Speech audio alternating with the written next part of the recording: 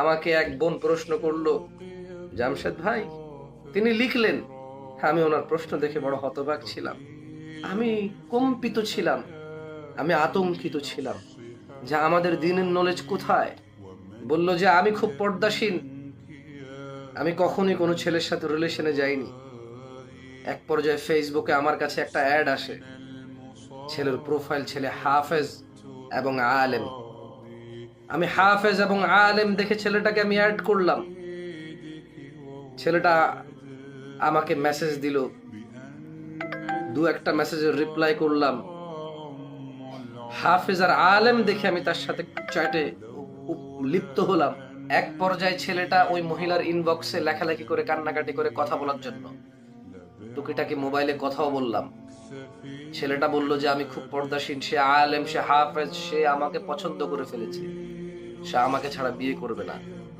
আমি ছেলেটাকে বললাম যে আপনি একজন হাফেজ, আপনি একজন আলেম, আপনি আমার চাইতে বেশি জানার কথা। এইভাবে কথা বলা, এভাবে চ্যাটিং করা, চ্যাটে উপলব্ধ হওয়া, কানেক্টেড থাকা হারামুন আকবার। আপনি তো আলেম আর হাফেজ মানুষ, জানেন আপনার ওই হাফেজ ভাই কি করেছে? আপনি শুনলে অবাক হবেন। আপনার হাফেজ ভাই ওই মেয়েটা যেটা ভালো থাকতে চায়, মেয়েটা যেটা জানে প্রেম ভালোবাসা করা হারাম, বিবাহের পূর্বে সম্পর্ক করা হারাম, যদিও তার এই দাবি মিথ্যা ছিল, ওই মহিলা, ওই বোন হয়তো তার জ্ঞান কম ছিল। সে বললো যে এক পর্যায়ে সে কান্নাকাটি করার পর আমি বললাম যে বিবাহের আগে তো এইসব কথাবার্তা বলা, সম্পর্ক করা হারাম। হাফেজ আর আলেমে কি সমাধান দিয়েছে শুনবেন? ওয়াল্লাহি এরকম লাখো লাখো হাফেজে ফেসবুকে পড়ে আছে, বোন তুমি ধোকায় পড়িও না। এরকম লাখো লাখো আলেম এরকম ফেসবুকে পড়ে আছে যে তোমাকে এইরকম ফতোয়া দিয়ে তোমার জীবন নষ্ট করতে চায়।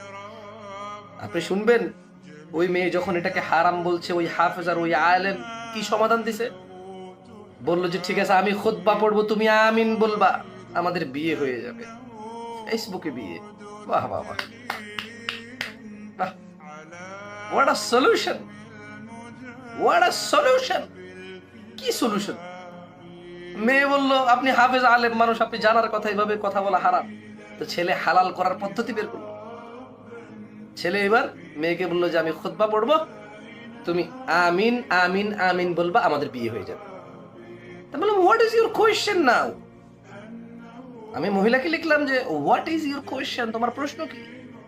বলল যে শেখ, আমি আপনার কয়েকটা লেকচার শুনেছি, আমি এখন খুবই আতঙ্কিত, আমি খুবই লজ্জিত, আমি ভীষণ ভীতু, আমার দ্বারা যে অন্যায় হয়ে গেছে আমি কি করবো আমি বুঝতেছি না।